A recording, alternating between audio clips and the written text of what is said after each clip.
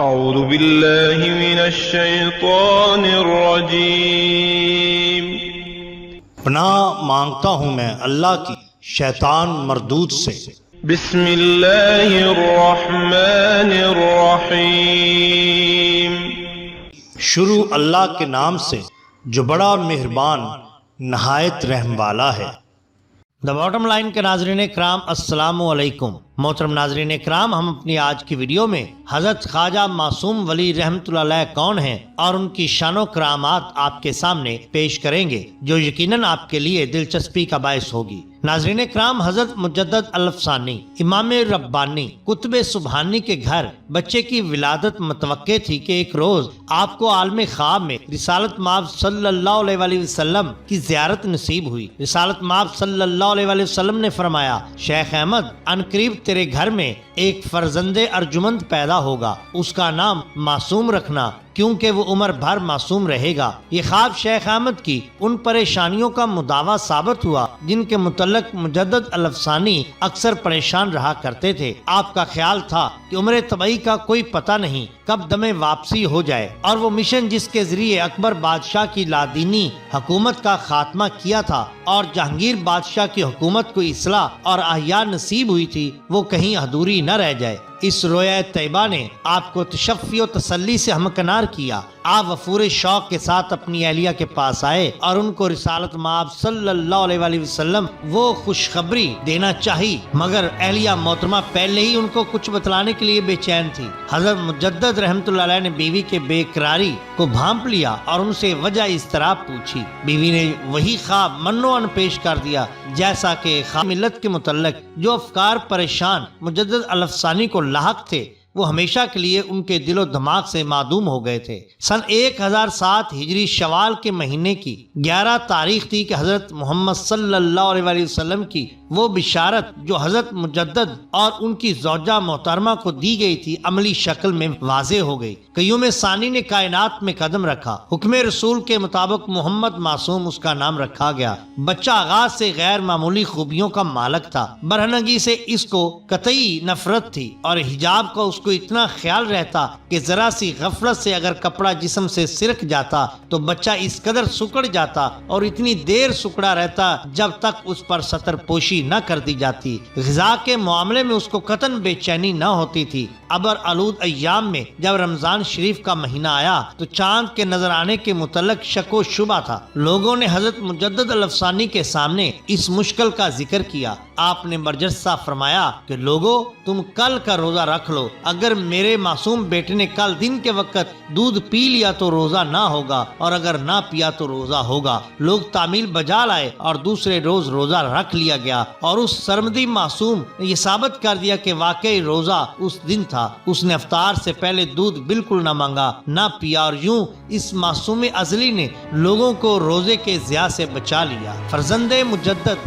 خواجہ محمد معصوم باپ کی طرح بڑے لائق فائق تھے۔ عمر کے تیسرے سال ہی میں آپ کے اندر جو صفات رونما ہوئی انہوں نے سب کو اپنی طرف متوجہ کر لیا۔ آپ نے کم عمری میں قرآن مجید حفظ کر لیا۔ 11 سال میں آپ کی تحصیل علم کی تکمیل ہو چکی تھی۔ آپ نے وہ تمام اسرار و رموز کم سنی میں حاصل کر لیے تھے جن کے لیے عمر درکار ہوتی ہے۔ جب شاہ جہاں آپ کا مرید ہوا تب محلاتی سازشوں اور امراتی رکاوٹوں کی وجہ سے جہانگیر کی بدظنی سے خائف تھا۔ خواجہ معصوم نے شاہ جہاں کو دعائے سرخ رو عنایت کی کہ حکومت بلاخر تمہیں کو ہی ملے گی، اور یوں سن 1037 27 صفر بروز اتوار جہانگیر بادشاہ کی وفات کے بعد نور جہاں کے لاکھوں جتنوں اور کوششوں کے باوجود حکومت شاہ جہاں کو ملی۔ شاہ جہاں نے عنان سلطنت سنبھالتے ہی خواجہ معصوم ولی کی خدمت میں حاضری دی اور عرض کی، پیر و مرشد، مجھے آپ کی سرپرستی اور وسطگیری درکار ہے۔ خواجہ معصوم نے فرمایا، دعا تو ہمیشہ تمہارے حق میں رہے گی، مگر تمہیں بھی ہمیشہ ہمارے احکام کی پیروی کرنا ہوگی۔ شاہ جہاں نے دست بستہ عرض کیا، حضرت میں آپ کا خادم ہوں، آپ کے احکام کو بسر و چشم بجا لاؤں گا، آپ ارشاد فرمائیے۔ اس پر خواجہ معصوم نے فرمایا، تو جانتا ہے تیرے دادا اکبر اعظم سے حضرت مجدد رحمۃ اللہ علیہ کے ساتھ بہت سی اختلافات رہے، اور تمہارے والد جہانگیر نے بھی مشکلات کھڑی کی، لیکن بعد میں وہ تائب ہو گیا اور اس نے احیاء دین کے بہت سے کام کروائے۔ ہر ممکن حضرت مجدد الافسانی کے احکام کی تعمیل کی، مگر پھر بھی کئی سکم باقی رہ گئے جن کی تکمیل تک پہنچنا ابھی ضروری ہے۔ شاہ جہاں بولا، آقا و مرشد آپ ارشاد فرمائیے، حکم کی بجا آوری فی الفور ہوگی۔ خواجہ معصوم رحمۃ اللہ علیہ نے فرمایا، مساجد کی رکی تعمیر کو دوبارہ جاری کیا جائے، رائج الوقت سکوں پر کلمہ طیبہ کندہ کیا جائے، علماء فضلاء حضرات کے وظائف وافر مقدار میں جاری کیے جائیں، کیونکہ ملاؤں اور علماؤں کی حیثیت کسی بھی اسلامی معاشرہ کی اہمیت کی حامل ہوتی ہے۔ شاہ جہاں نے خواجہ معصوم کے احکامات پر فوری عمل درآمد کرنے کے احکامات جاری کر دیے، اور یوں حضرت مجدد الافسانی کی نامکمل خواہشات کو عملی شکل ملی، اور یہ وہی وعدہ اور بشارت تھی جو رسالت مآب صلی اللہ علیہ وسلم نے دی، اور آج اس کا عملی مظاہرہ ہو رہا تھا۔ حضرت خواجہ معصوم کی شادی حضرت مجدد کا انتظار کرنے لگے کہ خواجہ معصوم خود بخود بیدار ہو جائیں۔ اس انتظار میں کئی گھنٹے گزر گئے۔ حضرت مجدد رحمۃ اللہ علیہ کے مریدوں کو بہت ہی بے چینی ہو رہی تھی۔ انہوں نے کئی مرتبہ گزارش بھی کی کہ حضرت کیوں نہ خواجہ معصوم کو بیدار کر لیا جائے، کیونکہ اب وہ کافی دیر آرام کر چکے ہیں، مگر حضرت مجدد رحمۃ اللہ علیہ نے ان کو منع فرمایا اور سکوت جاری رکھا۔ کئی گھنٹوں بعد از خود خواجہ معصوم کی آنکھ کھلی اور انہوں نے یوں اپنے والد